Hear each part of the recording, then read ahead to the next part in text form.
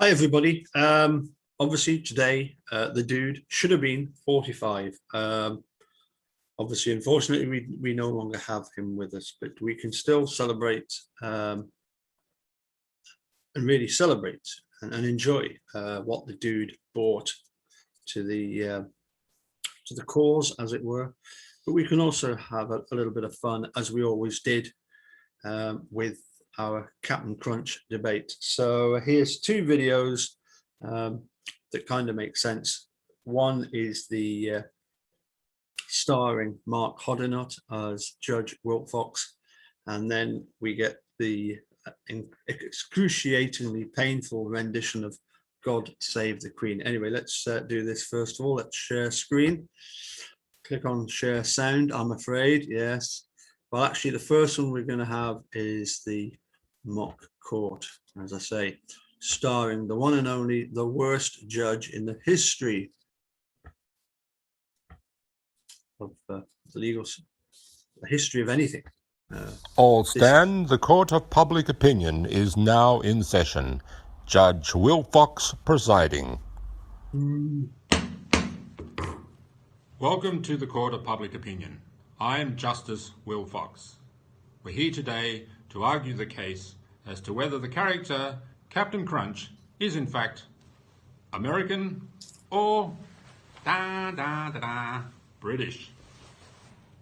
Arguing the case that Captain Crunch is in fact British will be the Right Honourable Mr. Eric Cozy. He will have 5 minutes to put his arguments. Following the completion of those, we will hear from Mr. Paul Capaldi, who will argue that Captain Crunch is in fact American. Mr. Capaldi will also rebut any arguments that Mr. Cozy put in his opening presentation. Following the completion of Mr. Capaldi's arguments, Mr. Cozy will get an opportunity for 2 minutes to rebut any arguments put by Mr. Capaldi, but he must only stick to the matters raised and not introduce any new matters. At the completion of those arguments, you, the jury, that is in fact the public, will get to determine the verdict. And you will do this by way of a 1-question survey that will be attached to this recording. That survey will simply ask, is Captain Crunch British or is Captain Crunch American? Please cast your votes carefully, because the penalty for losing this case is very severe. Whoever loses the case will be required by law to sing the national anthem of the opposing country live on video for all to see. If Mr. Cozy loses the case, he will be required to sing God Save the Queen. And if Mr. Capaldi loses the case, he will be required to sing the Star-Spangled Banner. Not quite sure who will be the losers in that, perhaps our ears. But that's how it's going to go. So I leave it now for the opening statements from Mr. Cozy. Mr. Cozy. Good day, and if it please the court, I would like to go ahead and right now offer my arguments as to why I believe Captain Crunch was created British. Quickly, want to just cover one thing that I'm mainly going to cover in rebuttal, but it's not proper to assume that Captain Crunch is American simply because he was created in America. Okay?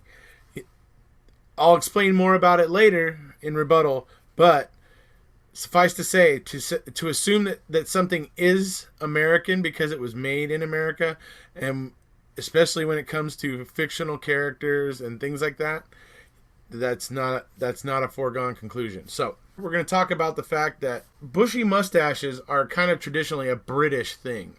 They are kind of a very British trait to have the real bushy mustache. Okay, to further illustrate what I mean by that, I'm going to go ahead and play you this clip. How do I look, darling? Girl bait, sir. Pure bloody girl bait. Moustache? Bushy enough? Like a privet head, sir. Good, because I want to catch a particularly beautiful creature in this bush tonight. Bushy mustaches, girl bait. I just might need to update my profile on Facebook. I would just say that when you find that in your own in British humor where they make fun of the bushy mustache like that in this comedy that's based on World War I in the trenches, the British trenches. When Britons make fun of themselves in that way, that could kind of tell you that it's kind of a British trait, isn't it? For them to poke fun at themselves that way. So, next thing we're going to move on to is name. Okay? Captain Crunch's name, his full name, is Captain Horatio Magellan Crunch. Horatio Magellan, guys. Now, what stands out about those two names, folks? Number one, Horatio. Horatio comes from a very, very famous British commander, admiral. Very well known throughout the world. Horatio Nelson is just a huge, huge name throughout the world. Okay? Then you go to his middle name, which is Magellan. Okay? Magellan may not be British. Magellan is clearly European. And what I'm getting at is as you look at all of the things about Captain Crunch, you find out that it seems like the inspiration for him came from outside of America. So, and I'll show you that further here as we move into his crew. The other two members of Captain Crunch's crew, as I told you, Brunhilde, clearly of German or, that sort of, descent. Then we got Carlisle. Okay, Carlisle is not an American name. There's not a lot of people, there's not a lot of dudes in America named Carlisle. It's just not a common name. Now, you get some girls named Carly, which is maybe a shortened version of that. But don't get a whole lot of dudes named Carlisle here in the U.S. So, as you can see, this is two members of Captain Crunch's crew. One, Alfie, as I've said before. Alfred the Great, the first king of England. I guarantee you, there's not a lot of people over here in America that get named Alfred. It's just not a very common name here in the U.S. So that's, to me, a very British crewmate. Then you got Dave there. Dave, on the other hand, I'm willing to say, okay, Dave could be American. Dave might be American. It looks to me that when people sat down to create Captain Crunch, they had a European captain or sailor or admiral in mind. And they even picked a mainly European or English crew.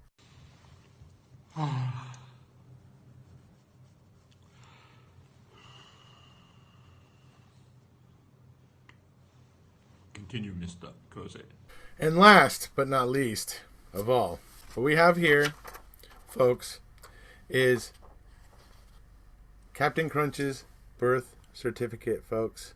And what it says, unfortunately, it's not getting clear here for you to be able to see, but it says that Captain Crunch was born South High Street, Southampton Docks, Southampton, England. So it sounds like the advertisers over at Quaker and the advertisers, well, we know how they are. They don't always tell the truth, do they? Birth certificate says it all.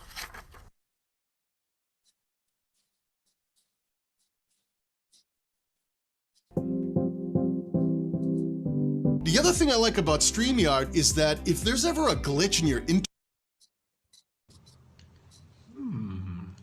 Birth certificate. Very interesting point, Mr. Cozy. Southampton, the naval dockyards for Britain. Very interesting. Thank you very much, Mr. Cozy. We will now hear from Mr. Capaldi, who will argue that Captain Crunch is in fact American. Ladies and gentlemen of the jury, I actually have quite a bit of sympathy for Eric Cozy.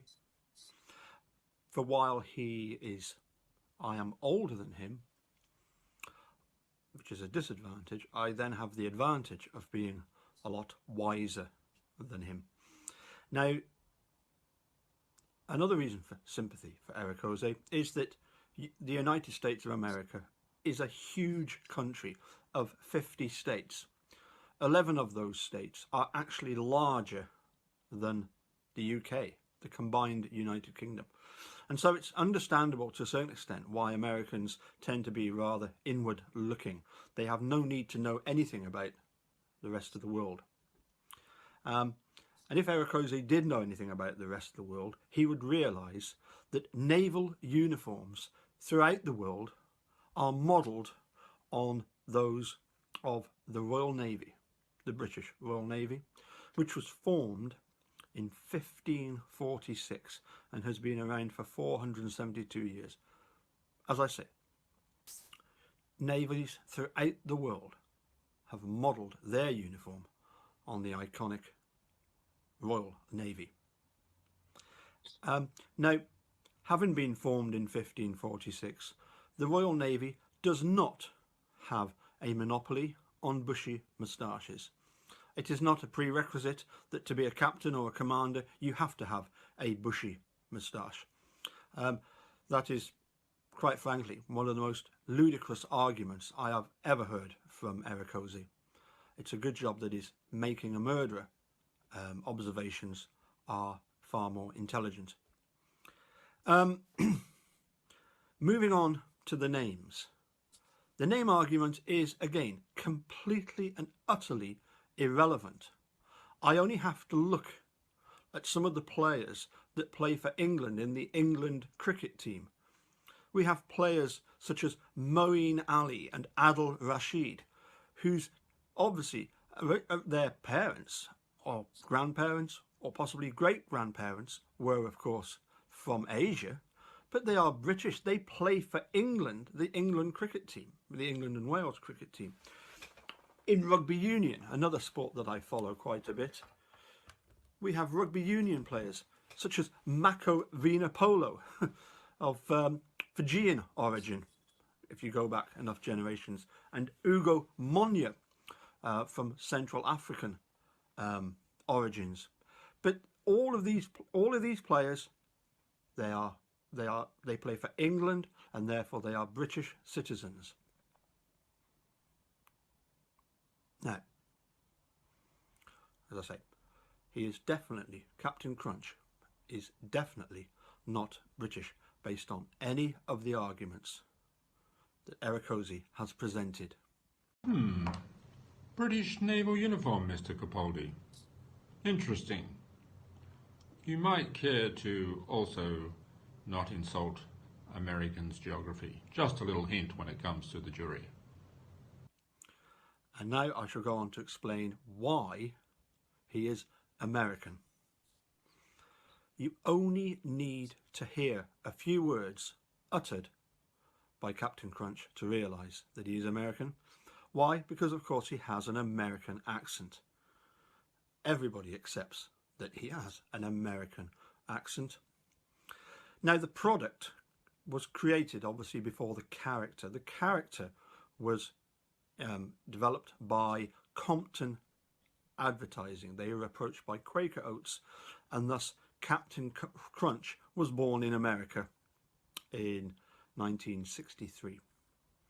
They then actually Quaker Oats got hold of J. Ward Production of Los Angeles in order to create the animation.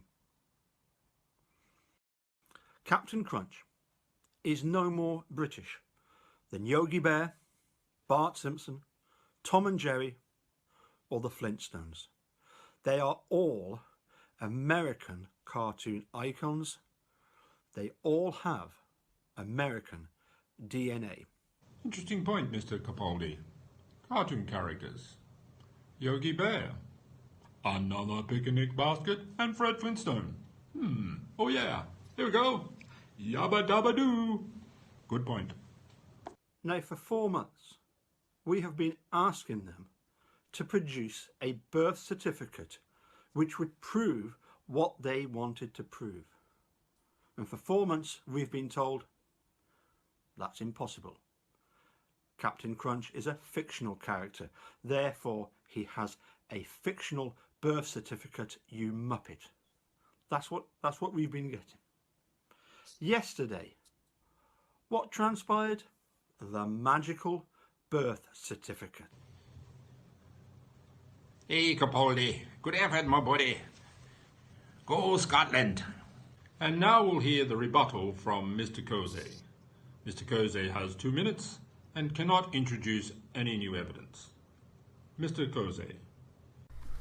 In response to my learned colleague, who has always reminded me a bit of Methuselah, but anyway, I would say this. Number one, a bunch of people that he was naming that live in Britain that have names that are from different areas of the world. Well, I would just point out every single one of those people that he pointed out was a real person.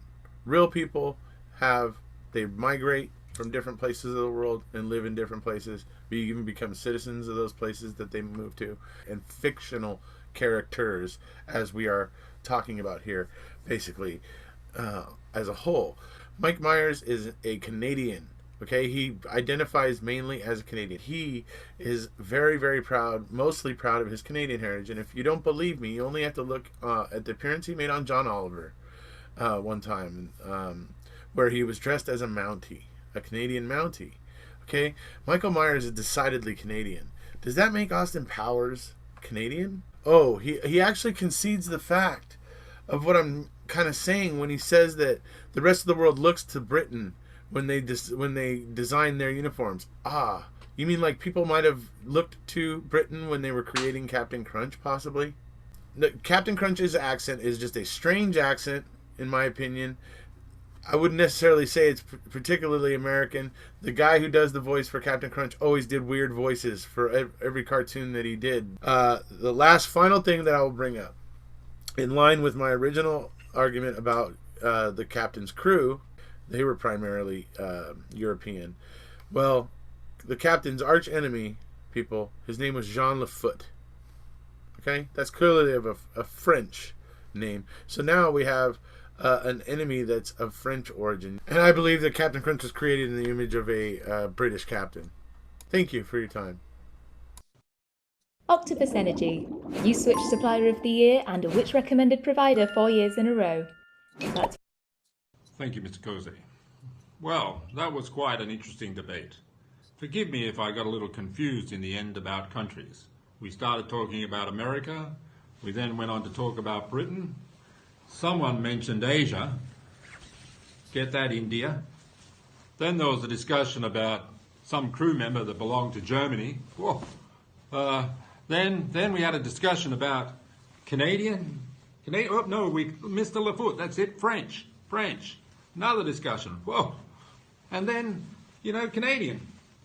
And if that wasn't enough, we had a discussion about Africans, South Africans. Forgive me if I thought I was wrapped up in a Sheldon episode of Fun with Flags. Where's Amy when you need her? Well, ladies and gentlemen, members of the jury, it's now over to you. You've heard the arguments, you've heard the debate. It's time to vote. The question simply is Captain Crunch American?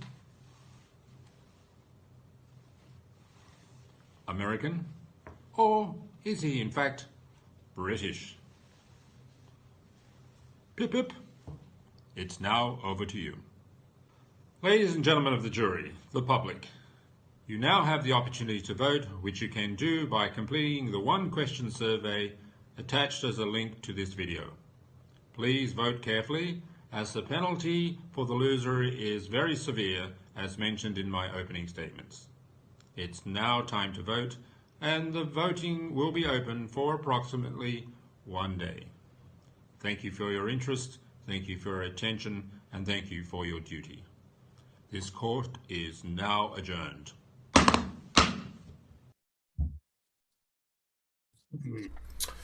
Hello, everybody. So, the great Crunch debate, or the Crunch mock court, has ended. The verdict is in, and unfortunately, I came up short. Not unfortunately.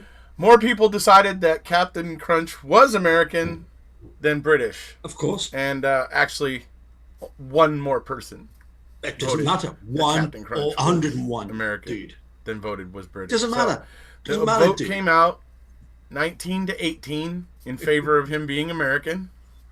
Sensible Pretty people. Pretty close, guys. You almost had Paul and I both singing. You almost had us both singing. Just saying. Yeah, close. It was almost a hung jury, as it were, in which case both of us would have been performing. But since that's not what happened, I'm the one that lost by one, and I have to sing God Save the Queen. So that's what we're going to be doing here today. Just wanted to, first off say that when I first started the whole Captain Crunch thing with Paul, I did it. It was supposed to be a joke. Paul did a video about his top 25 Americans. I don't know. Some of you may know what I'm talking about. He did a video about his top 25 Americans. Well, it wasn't very flattering. You can imagine. Wiegert and Fassbender were in the top 25, right? So I immediately answered his top 25 with my top 25 Brits. Now I was putting in a bunch of funny stuff, like William the Conqueror. My favorite Brit. He's the French, the Frenchman that came over and took England by force and became king. And I put him in as top. I put George III, who's the one that lost the American colonies. I put him in there and things. So I had a bunch of funny things in there. And number two, at number 2, I put Captain Crunch, just because I knew Paul would just be like, what the heck? What, that he isn't British? I just knew it would rile him up. Plus, the captain always kind of looked British to me. That's why I thought it was funny to put it in. He had a British look to him, and it just made it funny. Well, Paul gets all huffy about it, and he does a video to say why Captain Crunch is American. And so I did a video. I looked into it, started looking into Captain Crunch more than I ever had previously, and started finding out things like his name was Horatio Magellan. His crew was 3/4 European. I mean, these things, I was just sitting there going, dude, I was just joking. I didn't even expect there to be this much supporting evidence to the joke I made. But because I saw the supporting evidence, I decided to take up the gauntlet, and me and Paul just been going back and forth about it ever since. So this was the big culmination. And like I said, I lost by one. And honestly, in this debate, Paul gets the W on this one. But Yep. I'm kind of chalking it up as a W as well, because I honestly expected everybody to vote. I expected it to be very lopsided, and that I was going to lose bad. That that most people were just not going to be able to get their head around the fact that something created in America could, a fictional character created in America could also be British. I figured I might have trouble getting people to wrap their heads around that, and so I expected to lose huge. So the fact that it was so close and I only lost by one, I'm kind of chalking it up as a W. So without further ado, I'll get on to my rendition here of God Save the Queen. And then after that, one more thing for those of you who voted for Paul. Just one more little thing I just wanted to kind of give you guys to sit on now that this is all said and done. It's something that Paul, in the course of this whole Crunch mock court, was trying to claim that I was doing, and it turned around and backfired on him, and you guys are going to love it. So, first, you guys are going to love this, because you're going to get to laugh at me while I sing God Save the Queen for you. Here we go.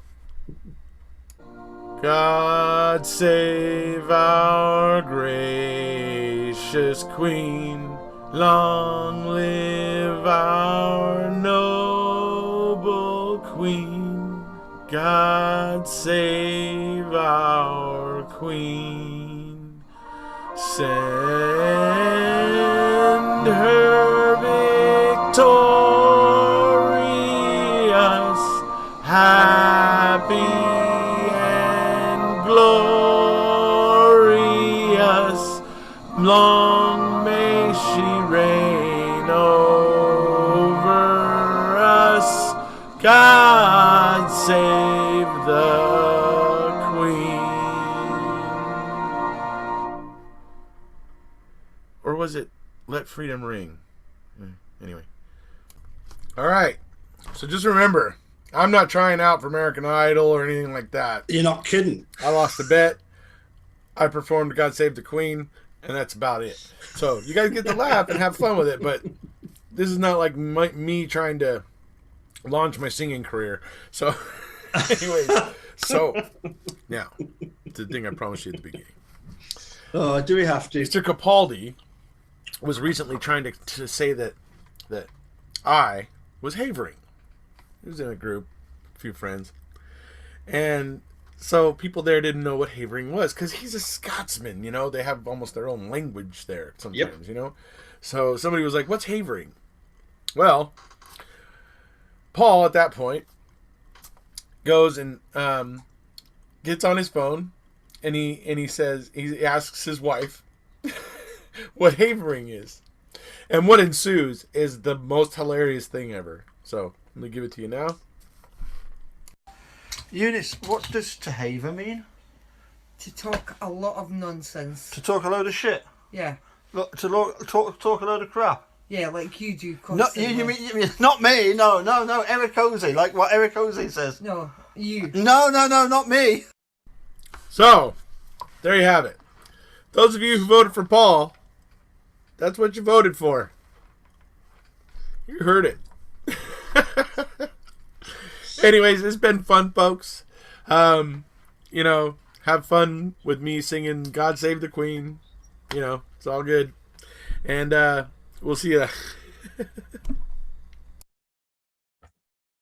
Dear, oh dear. It's great looking back on that. We had so much fun doing that. And yeah, it's it was painful listening to that. He chose to use a backing track, and it just really demonstrated just how off pitch he was, off tune, but also complete lack of musical rhythm. Never mind. We loved him very much for the fact that he was the dude, irreplaceable, and certainly, despite his inability to understand about Captain Crutch, when it came, of course, to Making a Murderer, he was the black belt, is the black belt of YouTubers out there doing videos, and I'm going to keep putting out some of my favorite Eric Ozee videos for you to look back on. Anyway, to the dude up there in the big YouTube studio above, happy 45th birthday, pal. Take care, and we'll keep talking till they're walking. You've started something. Okay, that's all I've got time for today. Catch you soon. Bye for now.